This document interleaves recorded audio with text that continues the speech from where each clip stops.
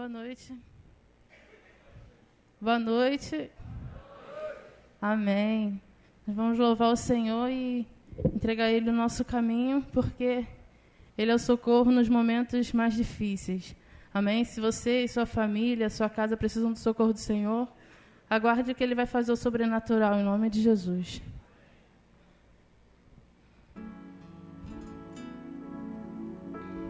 Aleluia, Senhor.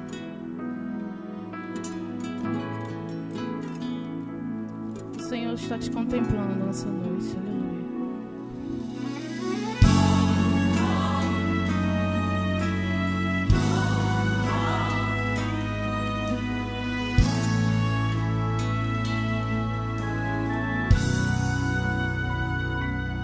Eu vejo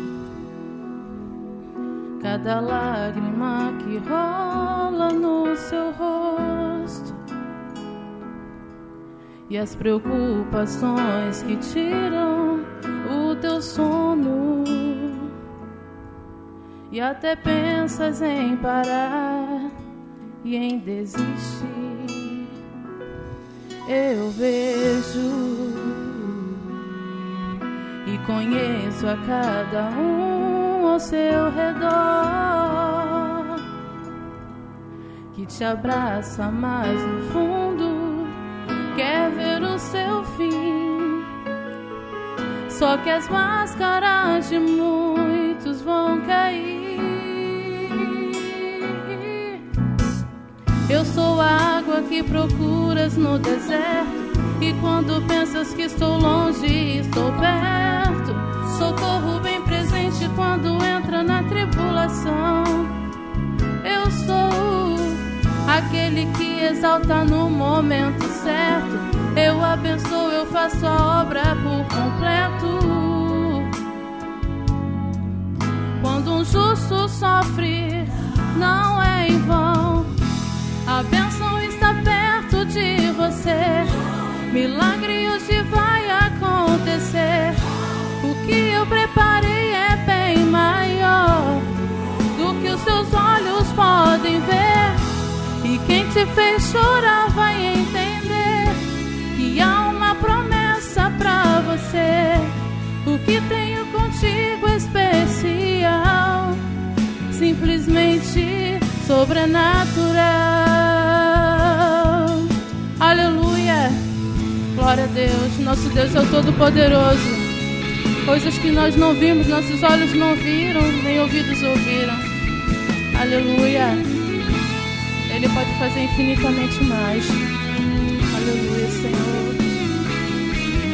Glória a Deus. Aleluia.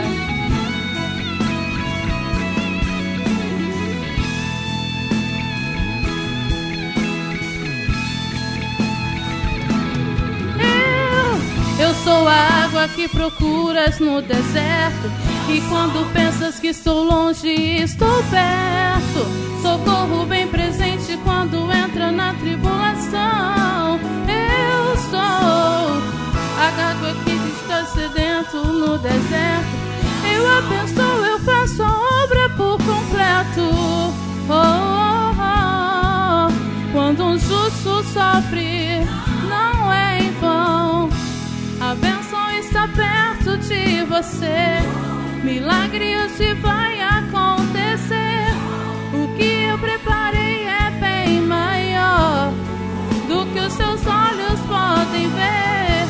E quem te fez chorar vai entender que há uma promessa pra você. E o que tenho contigo é especial, simplesmente sobrenatural.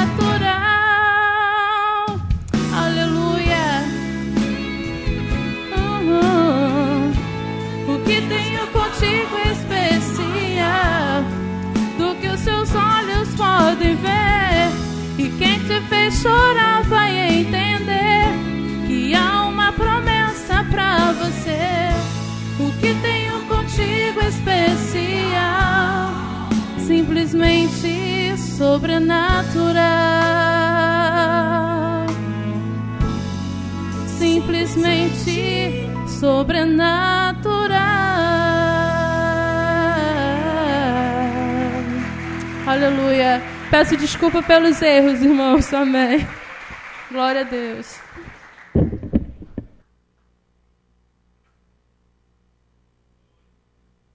Está vendo uma menina aí, Ludmila? Esse é o pai que está falando.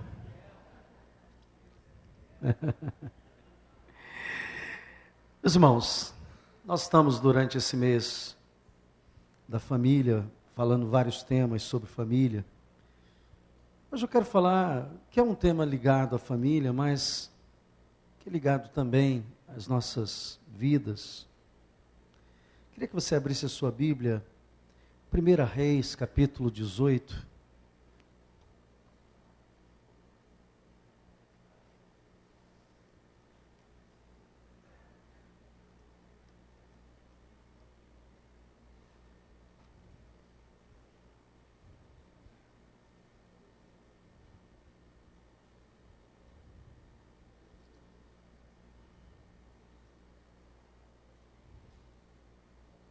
Primeira Reis, capítulo 18.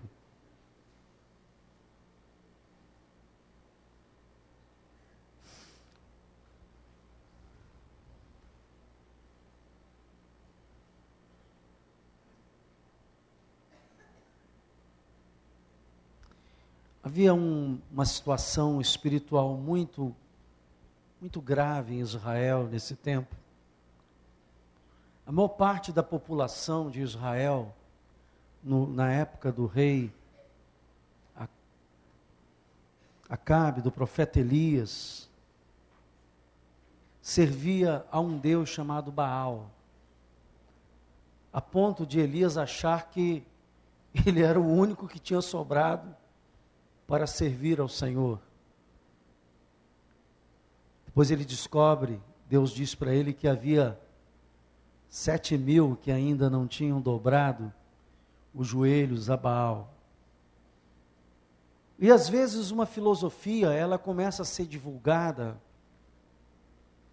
de uma maneira muito sutil, e daqui a pouco ela começa a crescer e invadir todas as áreas da sociedade, como se aquilo não tivesse nada demais.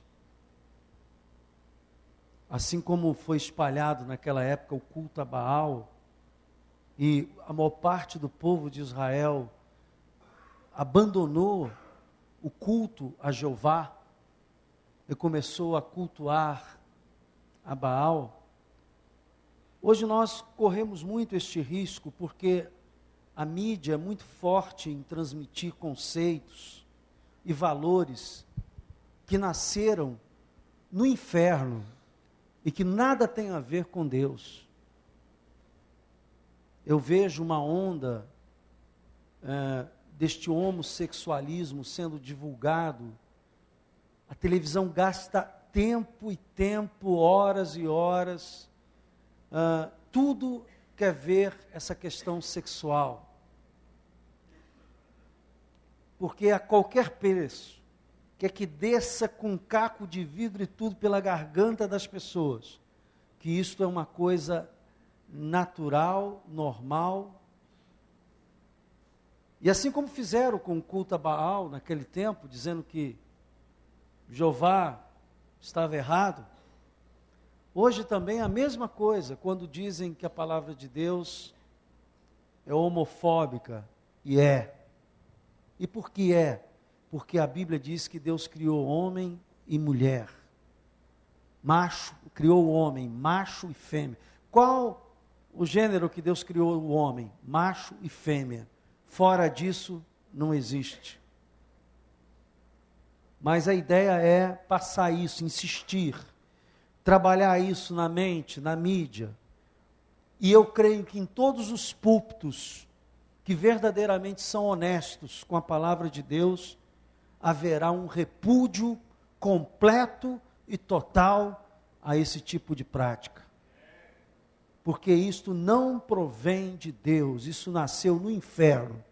E se qualquer homem que se diz homem de Deus e pregador da palavra de Deus, não haverá de dobrar os joelhos a essa proposta, que não provém de Deus. Só que muitas pessoas, estou tocando em dois assuntos, estou tocando no assunto espiritual de quem abandona a Deus, estou tocando neste assunto mostrando que isso pode ser feito através de uma conduta de desobediência à palavra em relação à vida sexual.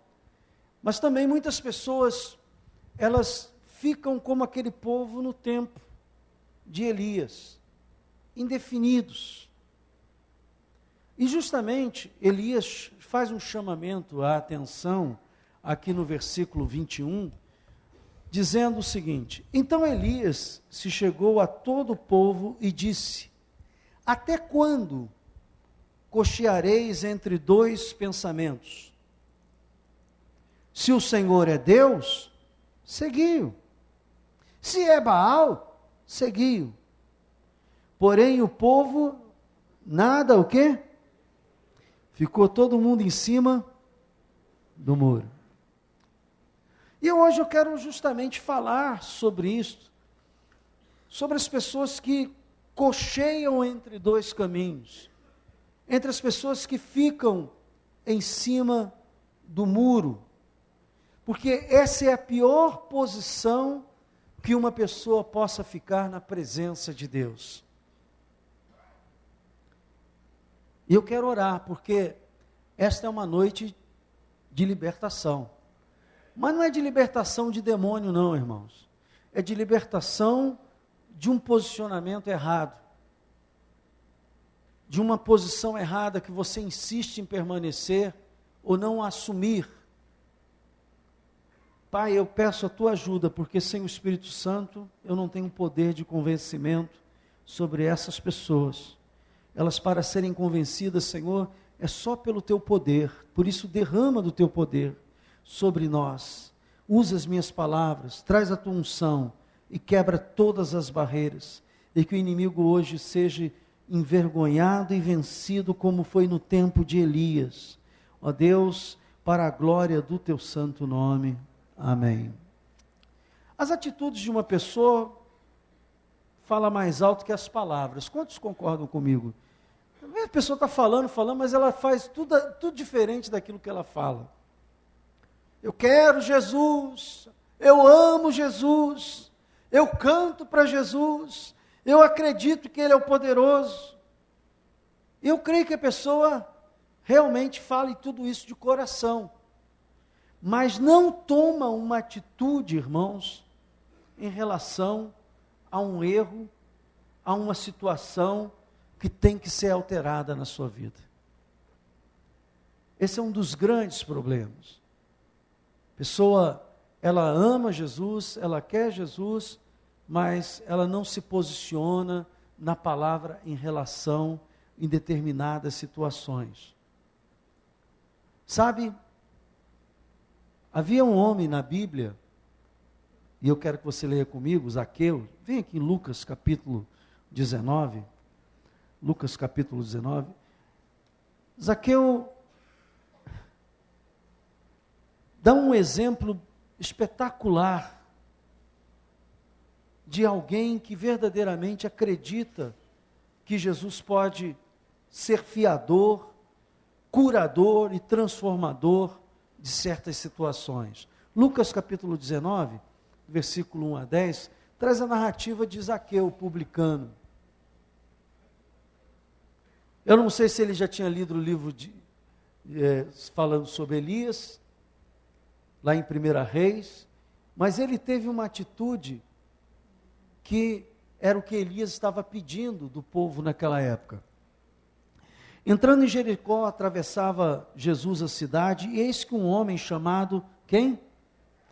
Maioral dos publicanos e rico, procurava ver quem era Jesus, mas não podia por causa da multidão, porque ele era de pequena estatura.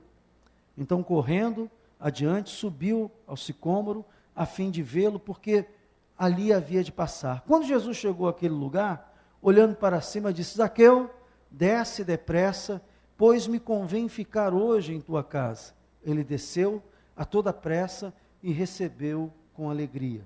Todos os que viram isto murmuravam, dizendo: que ele se hospedara com um homem pecador. Entremente, Zaqueu se levantou e disse ao Senhor: Senhor, resolvo, dar aos pobres a metade dos meus bens, e se em alguma coisa tenho defraudado alguém, restituo 4 vezes mais. Então Jesus lhe disse: hoje houve o quê? Salvação nesta casa, pois que também este é filho de Abraão, porque o Filho do Homem veio buscar e salvar o perdido. Zaqueu tinha na sua consciência uma acusação de que ele tinha uma conduta errada diante de Deus.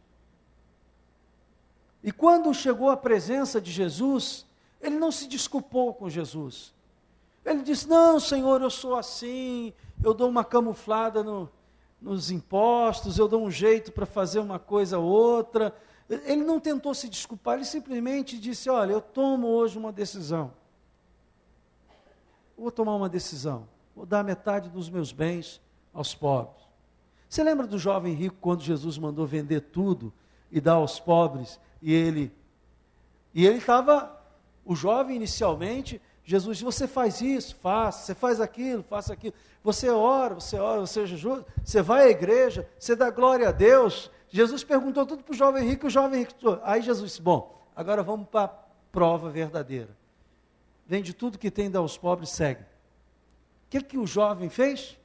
Entristeceu e não teve coragem de tomar essa resolução. Zaqueu diferente, Jesus não propôs nada a ele, mas ele disse assim: olha, eu tomei uma decisão na minha vida. Qual é a decisão? Eu vou dar metade dos meus bens ao pobre, porque eu quero verdadeiramente seguir a Jesus. Então, uma pessoa que queira viver uma vida séria com Jesus, irmãos, terá que tomar atitudes de mudança. Não há como você dizer assim: eu quero ser nova criatura, eu quero conhecer e penetrar no reino de Deus, e não assumir uma posição com Deus, de mudança, não apenas de palavras, de mudança. Se você perguntar se vai te custar muitas coisas. Às vezes, o orgulho. Há muitas pessoas que não assumem por orgulho.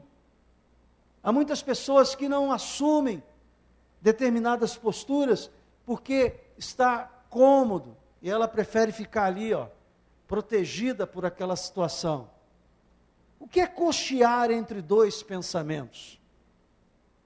É não ter definição no coração. A pessoa diz que confia, mas não se posiciona, não toma nenhuma atitude. É querer a Jesus, é querer as promessas de Jesus, é crer que essas promessas são verdadeiras, mas não quer largar suas garantias erradas, a sua proteção errada. A proteção de Zaqueu era o dinheiro dele. Ele disse: olha, eu tanto estou mostrando que eu estou confiando em Deus, que eu não preciso disso. Pregar isso para gente dura é mole, que não tem dinheiro, né? Ah, pastor, eu não tenho problema, porque o meu dinheiro não dá nem para pagar todas as contas no final do mês. Então, eu não tenho esse problema que Zaqueu tinha. Mas eu não estou falando agora só de dinheiro, irmãos. Eu estou falando de coisas que precisam ser mudadas no seu caráter e que Deus quer trabalhar e Ele não pode se você não permitir. Porque a Bíblia diz que não é por força, nem por violência, mas é pelo Espírito Santo. E muitas vezes não depende de Deus. Às vezes o contexto socioeconômico estava dizendo que a atitude de Elias era loucura, porque, irmãos, a maioria do povo estava convencido que servir a Baal era o correto, era o certo. A mídia da época já tinha feito a propaganda. Não, tem um profeta aí maluco que ele fala isso, mas não é isso não, o negócio é Baal é que dá a resposta. Sabe? E às vezes você tem que se posicionar apenas acreditando na palavra de Deus. Deus honra aqueles que se posicionam apoiados na sua palavra, que recebem por fé a sua palavra e tomam uma decisão. Esta manhã eu pedi uma decisão aqui à igreja. Eu pedi à igreja que se posicionasse e mudar certas condutas. Nós estamos vivendo um tempo de isolamento. Cada um vai para casa, pega o seu iPod, iPad, iPod, sei lá mais o que, e fica lá. Outro dia eu estava, vocês sabem, eu estou estudando inglês. Eu e minha esposa, nós estamos estudando inglês. E tivemos uma aula, e no comentário da aula, uma moça disse assim, olha, às vezes a gente quer ajudar, porque eu falei, eu prego aqui dentro e prego fora, irmãos. Na aula de inglês, o que eu estou fazendo? Que a professora não saiba disso. Eu estou começando a descobrir algumas expressões em inglês, algumas frases, alguns textos em inglês, e quando ela fala comigo, eu respondo alguma coisa da Bíblia, em inglês. Aí, todo mundo fica curioso, porque fugiu das palavras novas, ou do vocabulário novo que você aprendeu. Aí a professora diz assim, a professora entende, obviamente. Aí a professora, Carlos, explica. Aí, botou na marca do pênalti, vou deixar. Aí eu estava explicando outro dia que, para ser feliz, tinha que promover a felicidade, porque eu dei uma resposta em inglês sobre isso. Eu não sou bobo, irmãos, não vou perder a oportunidade de estar ali naquele curso, semeando a palavra de Deus. Descobri que tem mais 2 crentes lá também. Então, o que acontece? No meio daquelas respostas, daquelas perguntas, falando sobre o Senhor, eu estava dizendo que uma pessoa, para mudar alguma coisa, tem que plantar o bem. Só, há um texto na Bíblia, não sei se vocês conhecem, parece que eu estou no púlpito lá, não sei se vocês conhecem, mas tem um texto na Bíblia que diz que aquilo que o homem semeia, ele colhe. Aí eu disse, se você quer promover o bem-estar na sua casa, você tem que, tal. Aí o pessoal disse, é mesmo. Aí a moça foi e deu um exemplo, disse assim, olha, nós temos uma colega que está vivendo um problema de depressão, segundo a mãe dela. Aí nós convidamos para vir à festa. Chegou na festa, a menina ficou o tempo todo conectada. E a minha mãe perguntou assim, você deu a senha do Wi-Fi para ela? Ela disse, não, mas ela tem o G3. Né? Estou falando aqui grego para alguns aqui. Tem gente que está dizendo aí, o que é o Wi-Fi? O que é? Hã? 3G.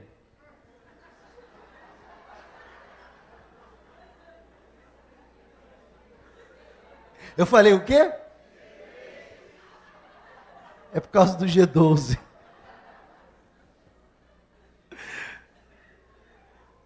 E eu fiquei ouvindo aquela conversa, e eu pensei assim, como é que alguém que vai para uma festa, para uma celebração, de aniversário, de comemoração, com os amigos, e fica o tempo todo naquilo ali, irmãos, isolado. Mas está acontecendo dentro do lar. Então eu tenho que ter coragem de me posicionar e dizer assim, quem vai controlar a minha vida não é a internet, não é o Facebook. Quem vai controlar a minha vida é o Senhor Jesus. Eu vou usar essas ferramentas, mas elas não vão me escravizar. Dá para entender o que eu estou falando? Diga amém. No tempo do profeta, a moda era servir a Baal. A moda era ter o escudo de Baal no carro montado num dragão, sei lá o que, no cavalo. Né? Era moda corrente, era a religião da moda. E às vezes, a gente, mas pastor, eu não tenho esse problema com a religião, mas às vezes algum tipo de moda, algum tipo de conduta começa a invadir a nossa casa, a ponto de familiares chegarem para dentro de casa, cada um buscar os seus quartos, buscar os seus computadores e ficar isolado. E não se promove dentro do lar aquele ambiente de amor, de carinho, de afetividade, de cumplicidade tão necessário dentro da família. E o que acontece? Quando vem a primeira crise, nenhum iPod, iPad, computador, G3, sei lá o que, 3G, vai salvar a tua pele, meu amigo. Porque tudo isso não tem poder para trazer amor. Tudo isso não tem poder para trazer fé, comunhão, esperança. Então, quando esta manhã pedi um posicionamento à igreja, eu disse assim, meu Deus, que as pessoas entendam o que eu estou falando. Eu estou querendo restaurar uma coisa que antigamente era muito comum nos lares evangélicos. Era comum nos lares evangélicos ter culto, um culto do lar. Isso se perdeu ou está se perdendo durante a caminhada que nós estamos vivendo, porque há invasões e invasões de coisas que vão tomando o nosso tempo e assumindo a nossa vida e o controle da nossa vida. E você tem que ter coragem de dizer assim, não, eu vou me posicionar, eu não vou ficar igual o pessoal ficou no tempo lá do profeta em cima do muro, calado. Não, eu vou me posicionar, eu sirvo ao Senhor e eu vou me submeter à palavra dEle. Isso é uma postura. Você, pai de família, mãe de família, você tem que assumir. Dizer assim, eu vou tirar um dia da semana com meus filhos. Quem sabe escutar um louvor juntos. Implemente coisas no seu culto. Quem sabe ver um filme de devocional, que é de edificação. Quem sabe assistir uma pregação todos juntos. E depois, vamos assistir a pregação, depois a gente faz um comentário. O que você aprendeu? Criar esses ambientes, usar as tecnologias modernas a favor do reino. Dá para entender isso? Diga glória a Deus. Então, o posicionamento começa no nosso coração. Deus não pode abençoar os de coração dobre. A Bíblia diz que a pessoa de coração dobre é aquela que diz assim, tudo bem, mas sabe como é que é? Pastor, eu tenho meus... Irmão, você tem que dirigir a sua vida orientado pelo Espírito Santo, não pelas circunstâncias. Eu vou repetir aqui. Você tem que aprender a dirigir a sua vida orientado pelo Espírito Santo e não pelas circunstâncias, porque as circunstâncias você não tem controle sobre elas no primeiro momento, mas o Espírito Santo tem controle sobre todas as coisas. Sua atitude vai revelar uma decisão. Eu estou comentando isto porque muitas pessoas fracassarão na vida porque não estão dispostas a fazer mudanças. Gente, eu já estou caminhando por uma certa idade, e aí eu tenho coragem de dizer assim, olha, eu estou aprendendo inglês, né, nesse tempo da minha vida.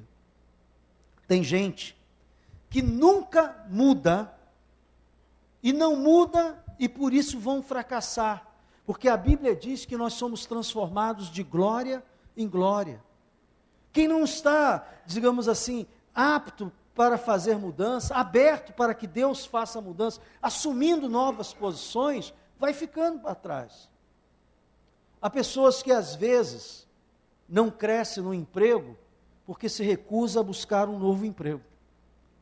Cai na acomodação. Não é que você vai pedir demissão e sair procurando igual um maluco, mas você diz assim, será que Deus tem coisa melhor para mim? Quantos acreditam que Deus tem coisa melhor para mim? Eu sempre tenho essa desconfiança no meu coração, diz assim, acho que Deus tem coisa melhor para mim. O bispo Roberto falava uma frase muito interessante, diz assim, o bom é inimigo do melhor. Está tão bom, está bom, mas Deus tem melhor.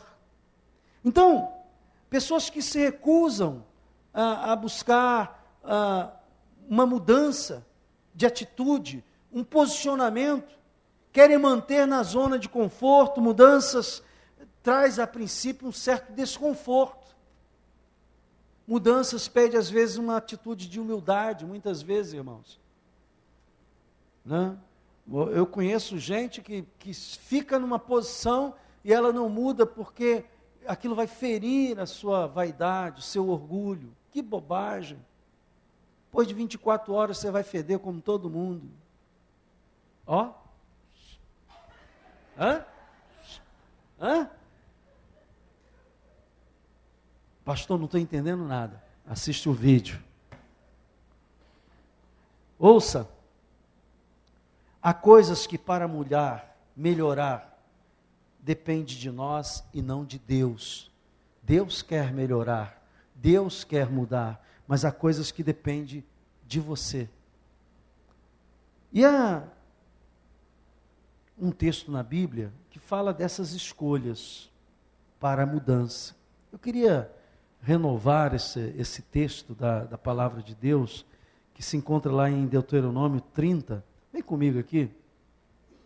Eu gosto muito desse texto, porque tem gente que diz que, é o destino. Não acredite em destino. Só existe destino para aqueles que estão em Cristo Jesus, que estão destinados à vida eterna, amém? Olha, não acredite nisso. É assim mesmo, é a vida, é o destino. O destino somos nós que fazemos, com as decisões que nós tomamos. Vai por mim. Há pessoas se encostando nessa filosofia, e eu estou aqui para dizer para você que há gente que começou salva na Bíblia e terminou no inferno. E gente que começou muito mal e que depois Deus fez uma mudança. Então você vai ver pela Bíblia que a nossa vontade e a decisão que a nossa vontade imprime faz mudanças. Diz aqui Deuteronômio capítulo 30, versículo 15. Deus fazendo uma colocação para o povo de Israel. Diz assim: vê que proponho hoje a vida e o bem, a morte e o mal. Se guardares o mandamento que hoje te ordeno, que ames ao Senhor teu Deus, andes no seu caminho, guardes os seus mandamentos, os seus estatutos, os seus juízos, então viverás e te multiplicarás. E o Senhor teu Deus, o quê? Te abençoará onde? Na terra a qual passas para possuí-la. Deus vai te abençoar nessa terra. Não é só na eternidade, não agora. Porém, se o teu coração se desviar e não quiseres dar ouvido, e fores seduzidos, tem pessoas que estão sendo seduzidas pelo mundo, irmãos. Estão sendo seduzidas pela mensagem do mundo. Não, olha, vem fazer isso, vem roubar, vem fazer o que você vai conseguir. Você com Jesus pode conseguir muito mais do que forma desonesta. Ouça o que eu vou falar. Você, irmãos, estou falando isso, se você tiver confiança no Senhor, você pode ser a pessoa mais humilde, ter o trabalho mais humilde. Deus vai te abençoar, porque Ele é Senhor de todas as coisas. Não pensa você que você vai conseguir construir alguma coisa com desonestidade, com roubo, com mentira. Isso você constrói, no mesmo momento que você constrói, aquilo não tem duração, vai abaixo. Mas quando você constrói com o Senhor, você constrói com solidez. Parei aonde? Versículo 17. Porém, se o teu coração se desviar, não quiseres dar ouvido e fores seduzido, e te inclinares a outros deuses. Pastor, eu não sirvo a outro Deus. Irmãos, a Babilônia, o mundo que é a Babilônia, é sedutora. O mundo é sedutor. Eu conheço gente que começou bem com Jesus e que se deixou seduzir pelo mundo e que só Deus sabe agora o que está fazendo. Versículo 18, então hoje te declaro que certamente perecerás, não permanecerás longo tempo na terra, a qual vais passando o Jordão para possuir. E Deus faz um pacto aqui, diz assim, os céus e a terra tomo hoje por testemunha contra ti, que te propus a vida e a morte, a bênção e a maldição. E Deus diz assim, escolhe, pois, a vida para que vivas, tu e a tua descendência. Como, pastor? Amando ao Senhor teu Deus, dando ouvido à sua voz, apegando-te a Ele, pois disto depende a tua vida e a tua longevidade, para que habites na terra que o Senhor, sob juramento, prometeu dar aos teus pais, Abraão, Isaque e Jacó. Gente, escolhe, pois, a vida. Não fica cocheando entre dois caminhos. Não pensa que o mundo pode... Sabe, uma das coisas que destrói muito o casamento, deixa eu explicar, é que quando as coisas às vezes não vai dentro do relacionamento conjugal, o diabo logo diz assim, não, você pode ser feliz com outra pessoa. Ouça o que eu vou falar. Se você alimentar isso dentro do seu casamento, vai acontecer. Se vier esse pensamento de possibilidade, se essa brecha estiver aberta através do pensamento, vai acontecer. Mas se você disser, não, eu vou viver e aprender a ser feliz com o homem ou com a mulher que Deus me deu. Se você fechar essa porta, Deus vai promover dentro do seu casamento coisas maravilhosas. Mas se você deixar essa brecha, não, se não der certo com ele, você vai passar a vida inteira, ouça o que eu vou falar, tentando, e tentando, e tentando, porque toda união que se levanta, todo casamento que se levanta, o diabo vai se levantar contra, seja o primeiro, seja o segundo, seja o terceiro, e você vai fazer como muitos artistas fazem aí, vive trocando de marido, de mulher, fazendo tentativas, vão fazer eternas tentativas. Sabe por quê? Porque simplesmente há coisas que você não tem que ceder, você tem que se definir e se posicionar. É isto que eu vou fazer, é nisto que eu creio, é nesta palavra que eu creio, eu vou perseverar nela e Deus vai me abençoar. Você não pode ficar cocheando entre dois pensamentos. Alguns exemplos que eu queria que você entendesse. Os israelitas tinham uma reunião, uma situação intransponível aqui em Josué capítulo 6. Vem aqui comigo.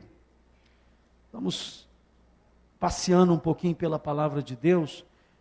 E é bom que você entenda que a palavra de Deus, ela alcança no Velho, no Novo Testamento, em muitas situações. Josué capítulo 6.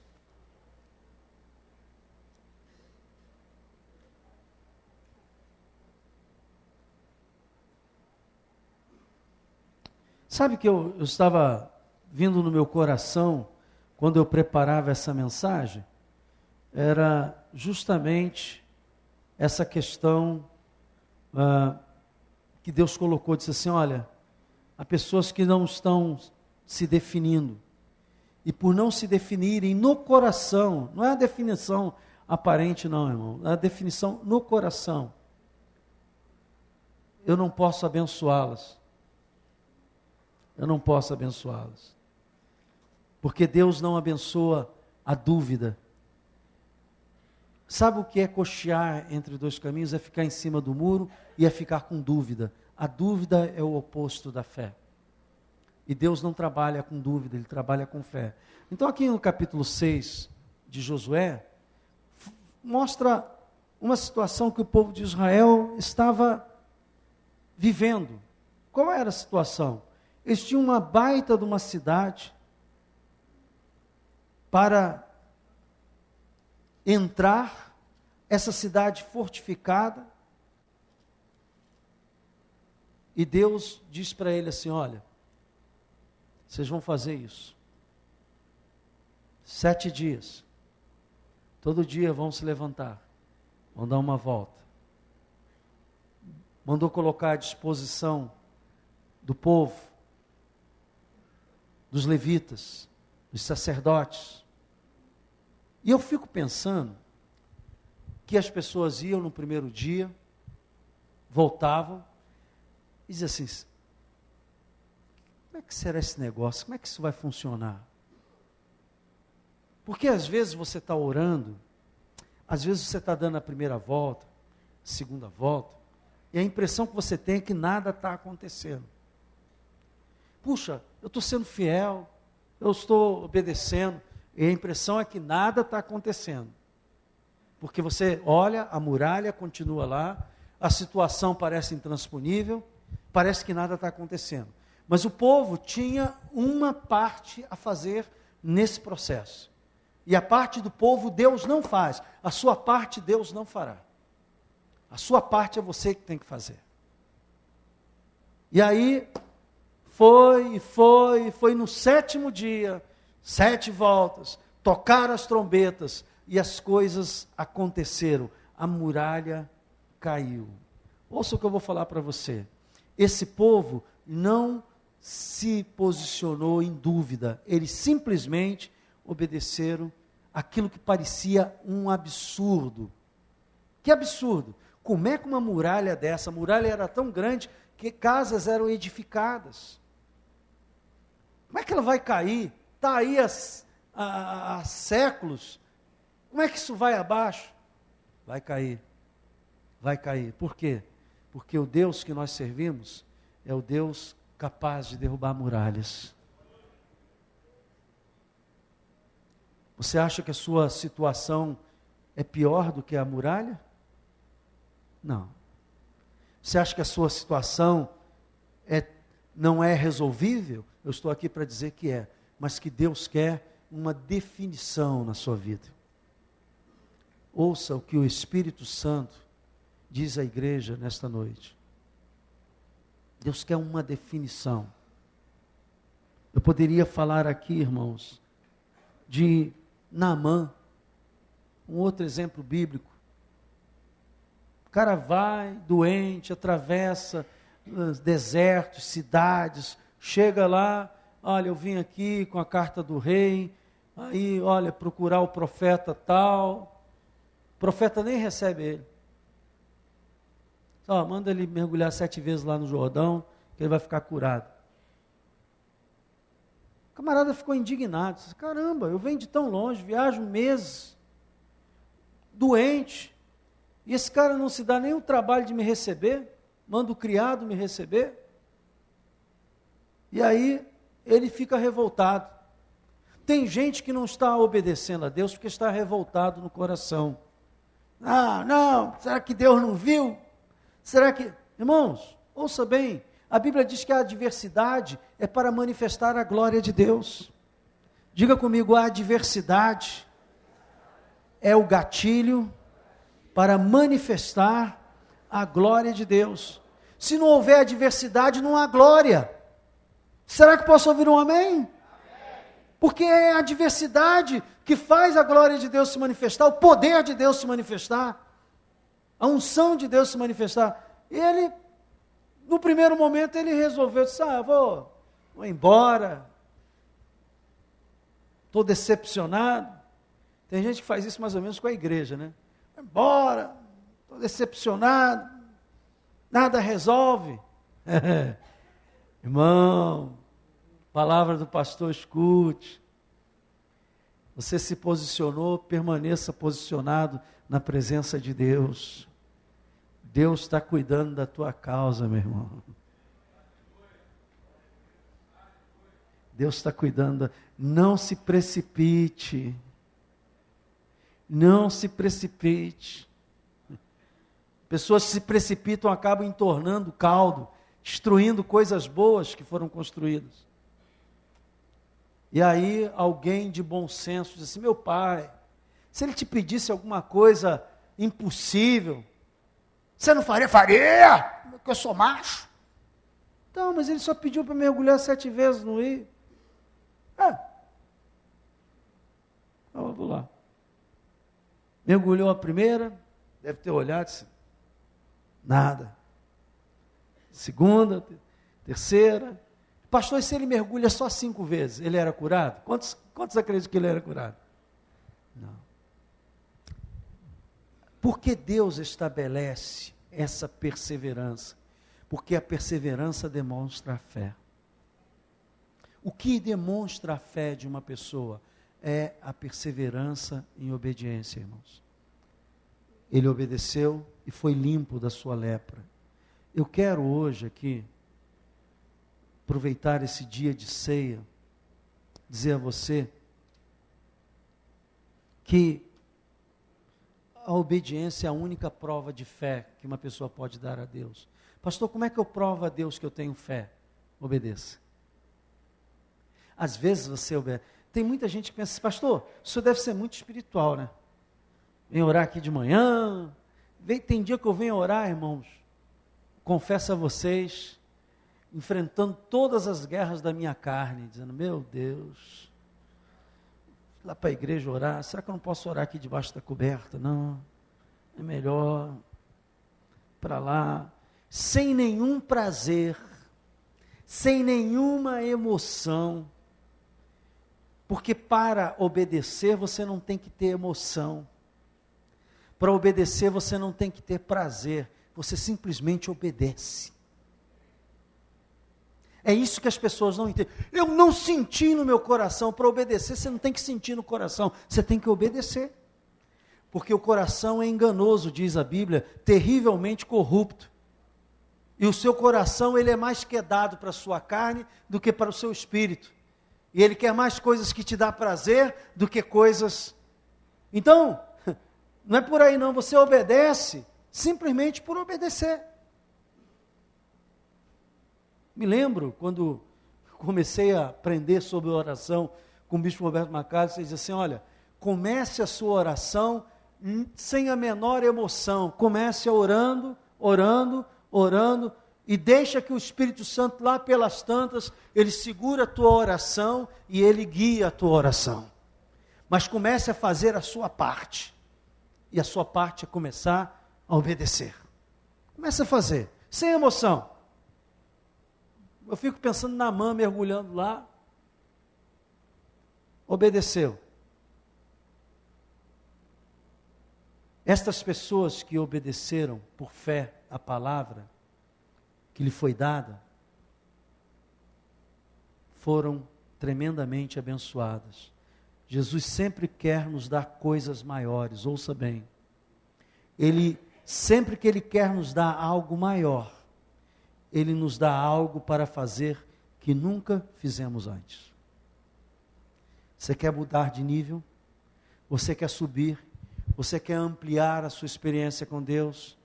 Você quer algo novo? Deus vai pedir de você fazer algo que você não fez antes. Porque para cada etapa de fé, é preciso um novo feito. Você não pode continuar a ter o mesmo resultado de fé, fazendo as mesmas coisas. É preciso ter coragem para avançar.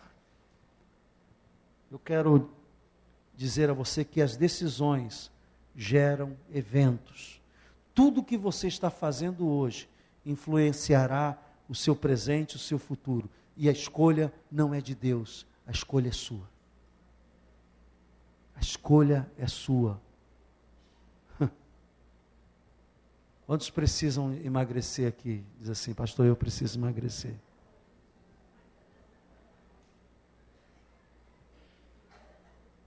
Hã? Então pare de comer depois de você ter jantado. Pare de comer 2 pedaços de torta à noite. Porque não há poder do Espírito Santo para emagrecer você. Mas isso não depende de Deus. Se alguém fuma 2 maços de cigarros diariamente, como tem muita gente que fuma por aí, o que vai esperar acontecer, irmãos? Câncer, enfisema pulmonar, problemas de saúde. Você tem que dizer, eu vou tomar uma decisão. Que decisão? Uma decisão que abençoe o meu futuro. Eu vou sair de cima do muro e assumir aquilo que Deus tem falado comigo. Estou falando de coisas simples, estou falando de coisas mais profundas, mas eu estou dizendo que Deus quer que você mude de nível. E para mudar de nível, você tem que fazer uma coisa nova. Coisas que às vezes você já sabe o que é. Não precisa nenhuma revelação, nenhum anjo precisa aparecer para você e dizer isso, você já sabe. Jesus, no Getsemane, tomou uma decisão que criou um futuro tremendo. Ele estava no Getsemane, em agonia. A agonia era tão grande que transpirava sangue. E ele resolveu não sair fora do plano de Deus. Jesus, homem, estava em agonia e fez uma oração a Deus, disse assim, Pai, se possível for, passa de mim o cálice de sofrimento, que ele sabia que iria sentir na sua própria carne. A Bíblia não diz o que Deus respondeu, mas ele disse: mas seja feita a tua vontade e não a minha. O próprio Jesus teve que aborrecer a sua carne para poder tomar uma decisão que mudou a história da humanidade, irmãos. Ouça bem, Jesus lá no Getsêmani tomou uma decisão que criou o teu futuro, o meu futuro e o futuro da humanidade. Decisões suas vai criar o teu futuro. Sua carne vai chiar, as suas conveniências terão que ser mudadas, talvez o teu horário, eu não sei, mas você tem que dizer assim: eu vou criar um futuro diferente. Eu não sei se você está satisfeito com o seu presente. Eu estou satisfeito com o meu presente, mas eu acho que o meu futuro pode ser melhor. Amém? Estou satisfeito com o meu presente, mas eu acho que o meu futuro pode ser melhor. E se eu não trabalho o meu futuro com as decisões de hoje, ele não vai acontecer melhor nunca. Eu decido hoje mudar uma atitude. Eu queria que você fizesse, como o exemplo que eu dei do nosso querido Zaqueu. Foi Zaqueu? Ele tomou uma decisão. Nós vamos nos preparar para a mesa do Senhor agora. Enquanto a gente se prepara, você recebe os cálices e aguarde para a gente participar todo mundo junto. É a hora de você fazer o que a Bíblia diz: examine-se o homem a si mesmo. E diga: Senhor, eu vou tomar uma posição em relação a isso. Eu não vou ficar mais em cima do muro. Eu vou obedecer a sua palavra. A Bíblia diz que o morno, você sabe o que é a pessoa morna? É a pessoa que é, mas não é muito. O morno, Deus vomita da boca. Deus vomita.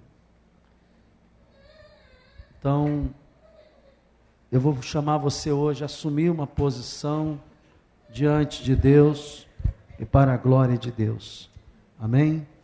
Nós vamos curvar as nossas cabeças, vamos orar ao nosso Deus agora.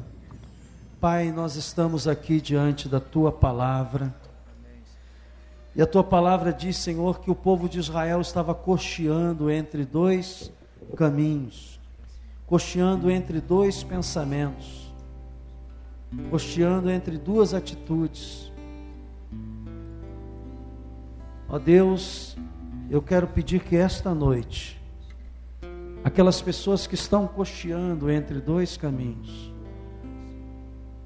que elas assumam, Senhor, a Tua vontade, a Tua palavra, que elas não fiquem, ó Deus, na metade do caminho, mas que elas assumam, ó Deus, confiando de que Tu és o Deus zeloso, Deus que cuida de nós. Pai, quebra agora toda dúvida, todo medo, e traz fé, Senhor, em nome de Jesus. Nós vamos agora distribuir os elementos. Enquanto isso, vamos cantando essa canção.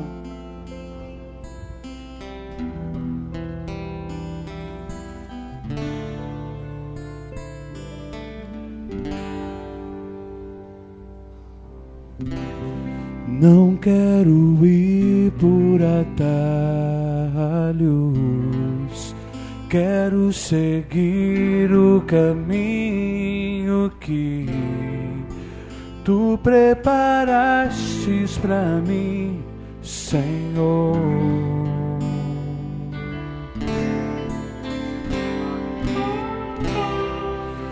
Quero agradar o Teu coração, Te obedecer é sempre o melhor.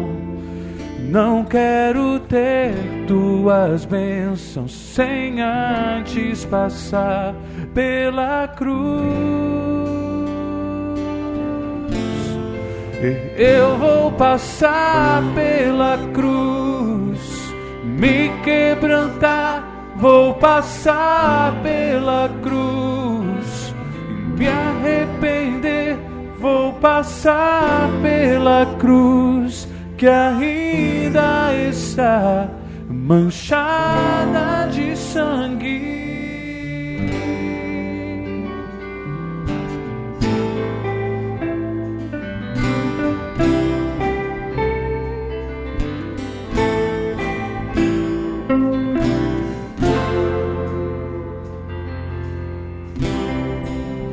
Não quero ir por atalhos,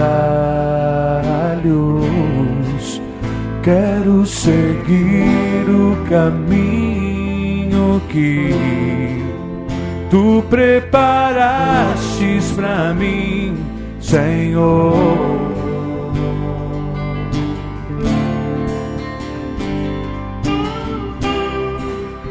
Quero agradar o Teu coração, Te obedecer é sempre o melhor. Não quero ter Tuas bênçãos sem antes passar pela cruz. Eu vou passar pela cruz e me quebrantar, vou passar pela cruz e me arrepender, vou passar pela cruz que ainda está manchada de sangue.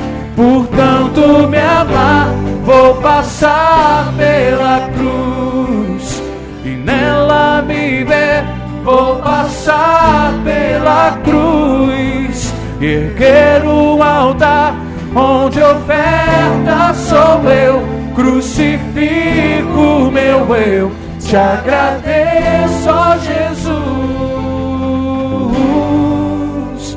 Fui comprado na cruz, gerado na cruz, redimido na cruz, restaurado na cruz. Oh, oh.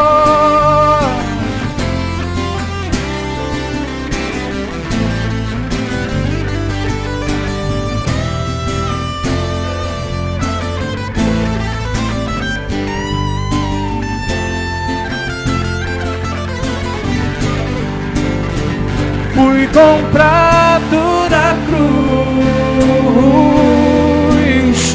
restaurado na cruz, e eu vou passar pela cruz e me quebrantar, vou passar pela cruz e me arrepender, vou passar pela cruz que ainda está manchada de sangue. Por tanto me amar, vou passar pela cruz e nela me ver, vou passar pela cruz, erguer um altar onde oferta sou eu, crucifico meu eu, te agradeço, ó Jesus.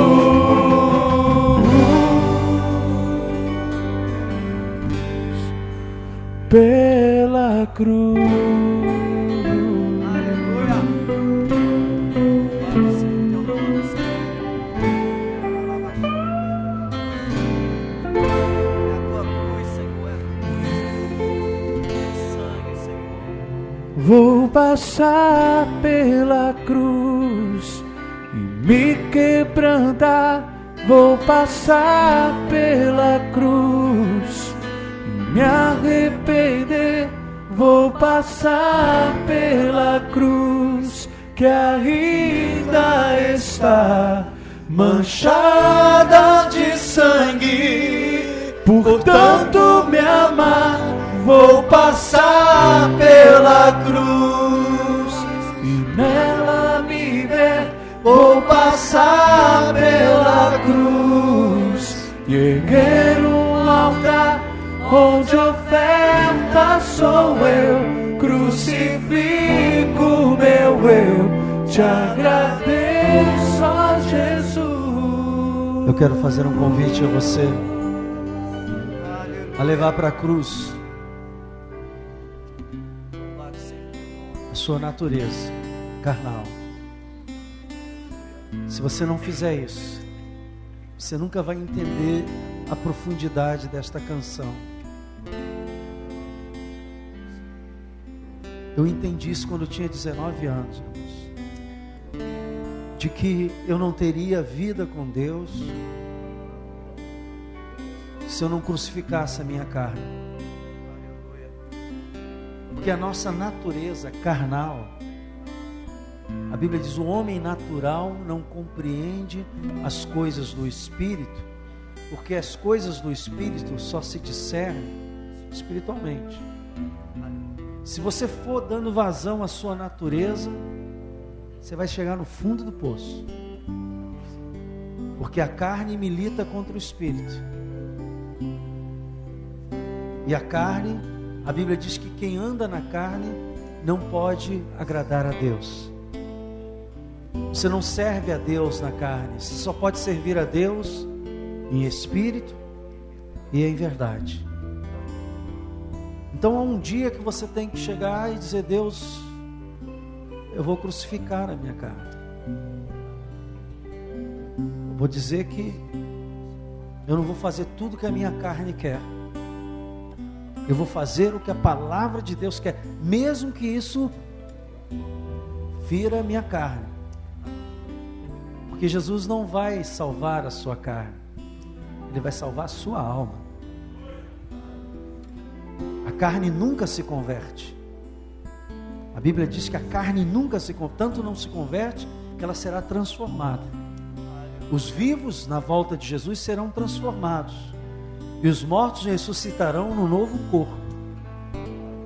A prova é que essa carne não tem vez no reino de Deus, é que Jesus, o Senhor, já descartou qualquer possibilidade do reino dele ser construído pautado nessa carne. Então há um dia que você tem que chegar e dizer assim: eu vou crucificar no meu eu. A carne, quando eu digo, eu não estou falando só do corpo, eu estou falando de todos os nossos instintos carnais. Você sabe por que o camarada que ele se vicia em droga, ele não consegue parar mais? Porque a carne sempre quer mais. A carne quer mais, a carne quer mais. A carne nunca está satisfeita, ela quer mais, ela quer mais. Então, você não pode viver servindo a Deus, agradando a carne. Tem um dia que você diz assim: a minha carne eu vou mandar para a cruz. Como? Eu, a partir de hoje, mesmo que me doa certas decisões, mas é a palavra de Deus que diz que eu tenho que fazer isso, eu vou fazer o que a palavra de Deus diz, mesmo que a minha carne doa. Nesse momento você está mandando para a cruz do Calvário a sua carne. Isso é algo que Deus não fará por você. Lembra que eu falei de Jesus? Ele foi para a cruz, sentiu a dor, para que você tivesse vida, mas não vida na carne, como o mundo, pecando, mentindo, errando, fazendo tudo errado. A transformação vem quando você diz: quem domina a minha vida não é a minha carne, quem domina a minha vida é o Espírito Santo, através da palavra de Deus. Pai, nesta hora nós queremos levar a sério o teu sacrifício. Esse não é um ato leviano, um ato meramente religioso, Senhor. Este é um ato de vida ou de morte. É um ato que a gente está dizendo: Senhor, crucifica todo o nosso eu. Que a gente possa saber, Senhor, que quando nós te obedecemos, tu tens o melhor para nós. Que nós tenhamos a coragem, ó Deus, de pegar aquilo que a gente acha que nos protege e levar para a cruz do Calvário, ó Deus, e dizer: é o Senhor que vai me proteger, é o Senhor que vai me guardar. Pai, que nesta noite, nessa canção não seja apenas uma canção na nossa boca para fora, mas que a gente esteja disposto, Senhor, a crucificar o nosso eu, a nossa carne, a nossa natureza e dizer: Jesus vai reinar na minha vida. Eu rejeito que a carne governe a minha vida. Pai, em nome de Jesus, nós rememoramos, nós trazemos a lembrança que o sacrifício maior já foi feito. Aleluia. E nós te agradecemos pela fé, pelo céu que se abriu pelo teu sacrifício, pela vida eterna que se abriu pelo teu sacrifício. Muito obrigado, Pai. Em nome de Jesus, comamos todos.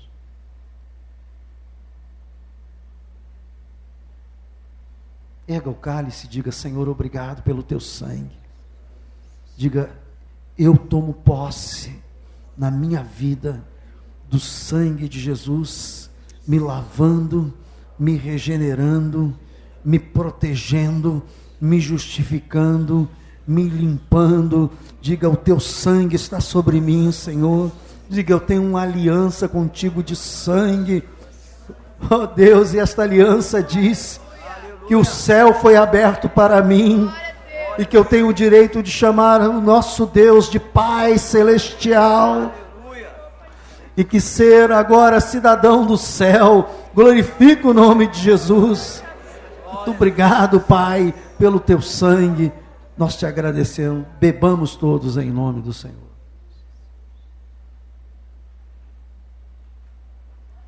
Eu queria que você fechasse os olhos e expressasse no seu coração, se há uma gratidão no seu coração, você dissesse a Deus: Senhor, eu sou grato pela vida eterna, sou grato pelo teu sacrifício. Senhor, eu sei que sou cidadão do céu por causa deste amor maravilhoso. Glorifique ao Senhor, exalte o nome do Senhor. Oh, xalabachanda, labaricanda, labachara,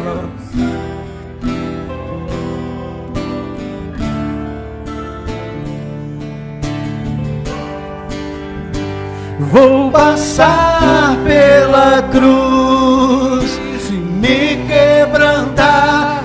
Vou passar pela cruz e me arrepender. Vou passar pela cruz que ainda está manchada de sangue.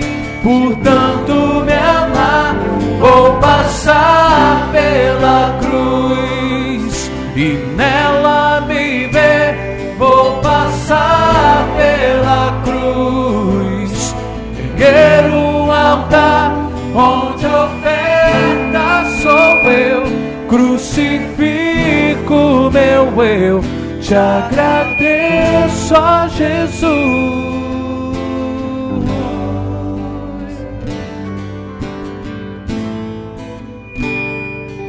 Baixa o microfone.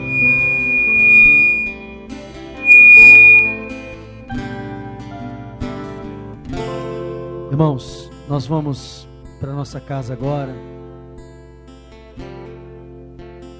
Quantos estão dispostos esta semana fazer uma reunião de oração na sua casa com seus familiares? Diz assim: pastor, eu não quero que você faça 1 hora, comece com 15 minutos. Talvez você não vai sentir emoção nenhuma, mas comece. É isso que eu estou te falando. Não, você não tem que sentir, você tem que obedecer. Marido, mulher, vamos lá, vamos compartilhar aqui uma oração, uma palavra. Ouça o que eu estou te falando, Deus vai te abençoar. As mudanças vão começar a chegar. E você vai ver que barreiras que pareciam intransponíveis serão mudadas. Ouça o que eu vou falar para você. Se o diabo não encontrar resistência espiritual dentro da sua casa, ele vai invadir. Mas se ele encontrar resistência espiritual pela presença de Deus lá, a Bíblia diz: resistir ao diabo, ele fugirá de vós. Quem cria resistência é você, assumindo uma posição com Deus, e Deus vai te abençoar. Que o Senhor te abençoe e te guarde. Que o Senhor faça resplandecer sobre ti o seu rosto e te dê a paz. Que o amor de Deus e as consolações do Espírito Santo seja com todos vós. Eu vos abençoo em nome do Pai, do Filho e do Espírito Santo. Amém. Quero lembrar que nós temos janta a ser servida. Amém?